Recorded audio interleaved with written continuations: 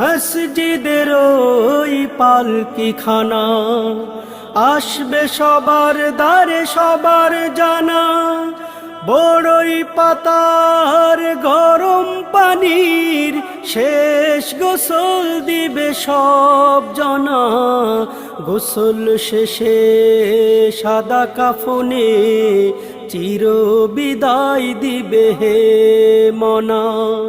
কবরের আযাব কত কঠিন সইতে আমি পারিব না। মৃত্যুর যন্ত্রণা কত কঠিন সইতে আমি পারিব না।